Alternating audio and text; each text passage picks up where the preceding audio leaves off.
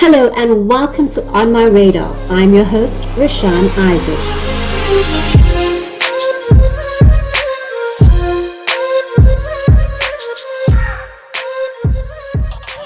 Hello and welcome to On My Radar. I'm so excited to introduce you to my guest today, which is all the way from Indonesia. But I don't know, I think she kind of also sees herself as half Turkish at the moment. But we'll chat about that. I thought she'd be the perfect person to talk about taking risks because she's made a global impact. And sometimes we ask ourselves the question, what are the biggest risks that we take in our lives that could lead us to the best decisions we ever make? Introducing you now to Franka Soeria, all the way from Indonesia, who's going to chat to us about all those taking risks. Assalamu alaikum and welcome to On My Radar, Franka. Walaikum salam, Roshan. Thank you for inviting me. Very happy to be here. It looks very exciting. I'm also excited.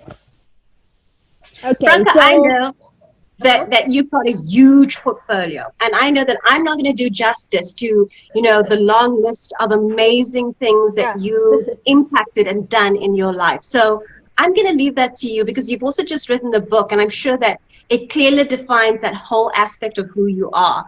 But yeah, who is Franka Surya?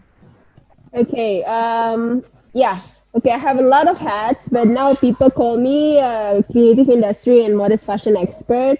So I'm no longer only about modest fashion. I'm widening my scope to creative industry. So now, besides Modest Fashion Week, because co-founder of Modest Fashion Week, which is already in 5 countries, I also own Markamari. Markamari is like aggregator of Southeast Asia creative industry, which is now we have also office in Malaysia, in Jakarta. And then other things is I have different projects. One is social projects with it was supported by UNHCR. It's called Penang Project to empower the refugees in fashion. And then I also have I also created Modest Fashion Funders Fund, which is a funding project. We link the SME to funding together with the government. And currently, I've written a book. I wrote a book. It's called Random Thoughts of Franka. So it's talk about all my creative journey from 5 years until now. So basically, it's like that. A lot of things and consultant and mothers, everything. Yeah. Wow. And look at you, you look so relaxed. Where do you fit all this in? Well, yeah. I think pandemic really kind of changed me a lot. Like I think from 2016, I live kind of nomad. Like I moved from one country to another, always all the time, and my life very fast. I think pandemic kind of forced me to sit down and then think like what is that? Looking back and then reevaluate my life. That's why I write a book, and then it's kind of changed me quite a lot. I'm more relaxed person now. Yeah. That's always good to see. And I hope you're eating well. Because the last Yes. time I saw you, you'd lost so much weight from all the traveling. So I'm hoping this year Exactly. at least locked you down a little bit. Yeah, exactly. No, I mean, I take care of myself more, and then also like mentally, and then I kind of try to give back to the people. Now I'm no longer talking only about modest fashion or creative industry. I also talk about how to find your identity, and then mental health, and then more relation about how to connect different countries. So I think my scope is kind of bigger now, which is nice because you meet more people and then you learn a lot. Like the book industry is kind of different as well. So I'm very excited. Like I learned many things in this 2020, even though it's very hard. It's challenging, but I learn a lot. And I mean, and that's why I thought you'd be the perfect person to speak to about taking risks. You must have taken so many risks in your life that either, drove you down the wrong side because, oh, this is not working out, wrong people that you've met that didn't lead to, Mhm. benefiting you or the community you were working with. But then you also took risks that were the best decisions that you made. I want to talk about those risks. What were Yeah. those risks? what is my risk? I mean, I took a lot of risks. Like honestly, like my life is not really normal if you compare to normal people. Like I already be in creative industry since I was 5.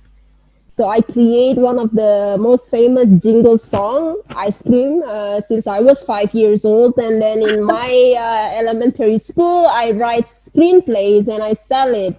So I was also in the TV industry. I mean, I since long time I learned how to create from zero and then start again. If it's failing, not a problem. Start to create again. So that is, I think, the thing that I already learned from my I'm very young. So now even like if I create something, if it's failing, I'm not like sitting down and kind of like cry about it. I'm more like relax, not a problem. You can always create something new. Risks all the time. I take risks. Like my life, I think has been in a very roller coaster, and then like it's ongoing process. It's not like now we can say okay, we are success and then like forever success. Then after that there's always like surprises again and again. And then what makes me relax now, I just realized like in the end, the world is temporary. You can always start again, you can Mm-hmm. always restart it. Like I'm no longer like, I can say I'm no longer like really ambitious. I'm now more like, okay, like now it's modest fashion. Like next time maybe I have other role, like right? Like what is actually your purpose in life? Like okay, people know you from modest fashion. What you going to do with it? Are you Mm-hmm. going to give benefit to people? Are you going to make a good changes? Like I'm more like this time. Yeah.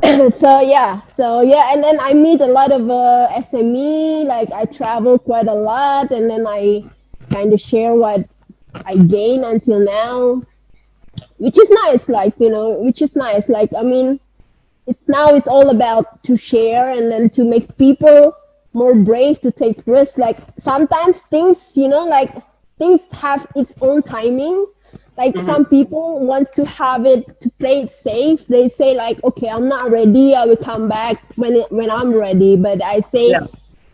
when you come back, the chance won't be there. So sometimes what you need to do is just close your eyes and just start it just like that. I mean, that works for me.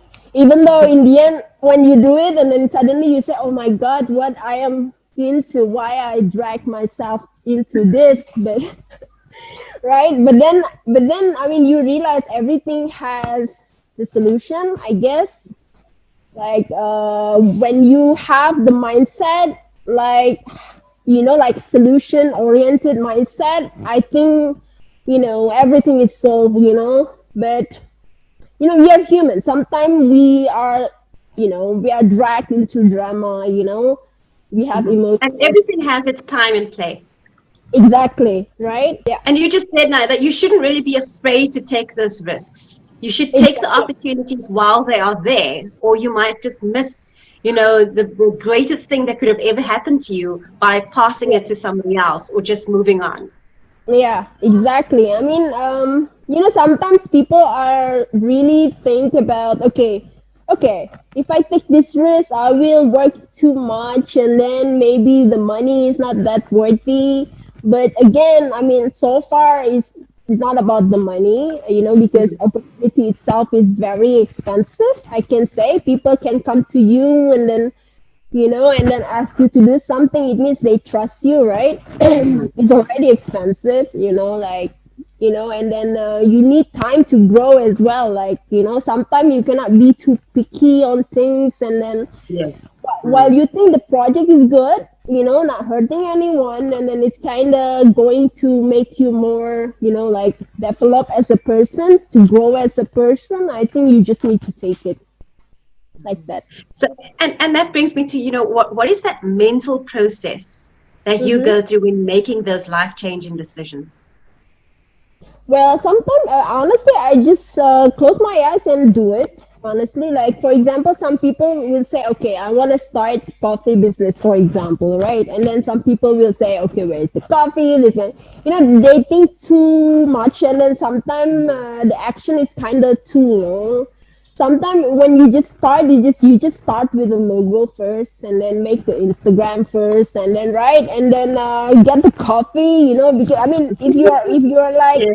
expert on something, for example, you are a coffee lover, you know which coffee is good, because you know it. That's why I think it's very important to do something that you know, right? But the details you can learn until Mm. in the process. For example, you know what is a good coffee, at least like that, right? You Yeah. know what is a good coffee. For the details, you can learn on the process all the time. I think no one really knows everything in the beginning. And things are change all the time. Exactly. Technology changes, people's tastes change, and so Exactly. we have to evolve with that change all the time. Yeah. But Yeah. which is quite interesting because when I look at how you started and where you started with the first Modest Fashion Week, did you Mm-hmm. know or had you any idea that it was going to go as global as it did? Honestly, yes. Because I know what I'm doing. I make a research because I was a journalist, right? And then like what I see, according to what I search, I mean there is no some sort of global things where everyone connected. And then we know each other when Allah hijab, right? At that time I connect with a lot of brands, and then everyone doesn't know each other. Like maybe some they know, and then I see there is a gap. And then from the news perspective, I mean, because I was a journalist, I know how to make a good angle as well. So like I pitch the story first, right, to the right person, which is at that time it was AP, and Yeah, then it become boom, and then honestly, like the strategy from beginning, I was the one who put everything all together, from the designer community. I was the one who's kind of emailing everyone, and then yes, in the process I see the enthusiasm everyone, like it's already becoming a ball even before it happens, and then yeah. I pitched the story as well. But it was very tiring. From the first Modest Fashion Week, I get sick. Honestly, No, I fall asleep. I felt sick very bad because I work until 3 a.m. in the morning, and then mostly international. I did by myself. Then I get sick like 2 days before the event. I fell sick, but we know already it's gonna be big. Because everyone is talking about it. We don't even pay people to post. Because we really touch people. We know who we contact. We know the puzzle, what is gonna be, and then yeah. I mean, alhamdulillah. Alhamdulillah. so and that leads me to your book. Right Mhm. now, I Yeah. mean, we've been chatting during the lockdown as well, and Mhm. you decided to put pen to paper. Mhm. And I think your I don't know, your creative or your soul just started to speak. Oh, what was going through your mind at that time? And Yeah. yeah, Maybe I need to tell. Well, before fashion, honestly, I was a writer already. Like as I say, my dad teach me how to write screenplays, so I already sell my screenplays. I make kids comedy series, those kind of stuff. So one day I make a long writing. It was 500 pages, and then I just printed for 50 page, and then suddenly my computer broken, so I lost everything. So I then I know. cannot write anymore. So and then I say if I want to be writer, so I can only be journalist. And then so I forgot my dream about having a book. At that time I was also writing a book, but then it was traumatic, so I don't continue. So that's why, like I say, your dream. I mean, my dream is to have a book. Honestly, like it's my biggest what is that dream actually. So when it happens in 2020, seat and I was sitting and I was like, what am I doing since 2016? I live abnormal. I can say I work so much, I travel and then like it takes a lot of energy. So I said, what about me writing it? Then I started to open laptop and then write and then, it become a book, and then it become healing as well, it's kind of Mm. reflective, right? Reflective to you, kind of healing, and then I'm kind of find my purpose more, like, right? Like, it's like end of the event, it was in December, and then 2020, it was supposed, my schedule supposed to be full already until end of year. Suddenly, You you were know, meant to take that break. yeah, I was Mm. I was about to open a academy, right, in Malaysia. It was very busy. Then suddenly I cannot fly, and then it made me sit down. My events get postponed, also in Jakarta. So I said, "What is this?" Then you start writing, and then you kind of understand the whole thing again. Because when you run every time, you forget to look inside, right? Why Mm. am I doing this actually? Like, am I want to be the best, modest fashion, whatever, or what actually? Then I realized, honestly, this is not my ambition. I'm just trying to kind of fulfill my family thing. Like, my family has something, a dream. Then I said, okay, I've done my part. So now I am kind of having fun with writing. It's See, funny, so like I can't reading wait is for the English writing. version. Yeah, hopefully. I Or I'll have to Google Translate. yeah. You are there in the book, because you are one of my first friend as well in this journey, which is amazing journey, I guess. It's full It of has ups and been. yeah, it has And been. I'm so glad to have been on that path with you and watched you. And, you've really inspired me as well in terms of also just pushing forward. And I think, like you say, you're in a different space right now. And, what your ambitions are, you're aligning yourself once again to who you are and what you want from life. And, I recently wrote a post on Instagram and it was all about, that we are actually the vehicle sometimes in someone else's life, in a community's life. So while we have our own plans, we are also placed in someone else's plan to help them Yeah, out or to guide or to, exactly. so I completely understand that, which, sort of rounds off this conversation as to, the taking risks and when do we take risks? Should we take risks? Should we be afraid of taking risks? And we never know what those risks will pan out to be. Might be the best decisions, but we need to trust that it will take us to where we envision ourselves to be. And I think the most important thing from what I've gathered from what you've said today is that our risks need to be aligned with our vision. We must have a goal or be goal orientated or have a vision for something for ourselves. And while we have that, any risk that we take, we will immediately know that it is aligned with where we're going. And if I look at your life or what you've done, yes, on that path, you might think that it's leading you in the right way or that it's taking you to where you need to be or where you want to position the community or the modest fashion industry or even your book at the moment. And you've kept your vision. You had that since you were small to write or to publish your own book one day, and here you are. It's been, yeah, it's Alhamdulillah. evolved to that point. So I'm Yeah, really excited and interested to see either what the next book is going to be, what you're yeah, going to be pioneering next. As long as I stay in that journey on the sideline watching, it's quite happy because your journey is quite interesting to watch. You are so humble and so warm-hearted that it's thank you. I'm sure people are like, wow, this person has such a big portfolio and making such a big impact on the lives of so many people and the global level. And and like they say, you can be one person in the world, but you can do big things around the world from wherever you are.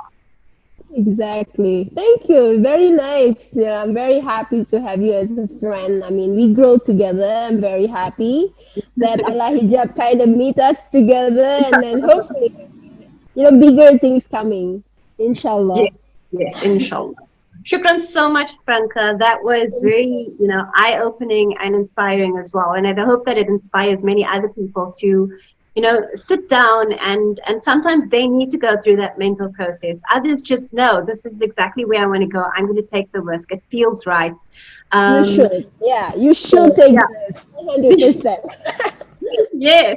When we Yeah. hesitate, we actually, it's that fear, it's that what ifs, and we ask ourselves too many negative what if questions instead of asking the positive ones. What if it does work out?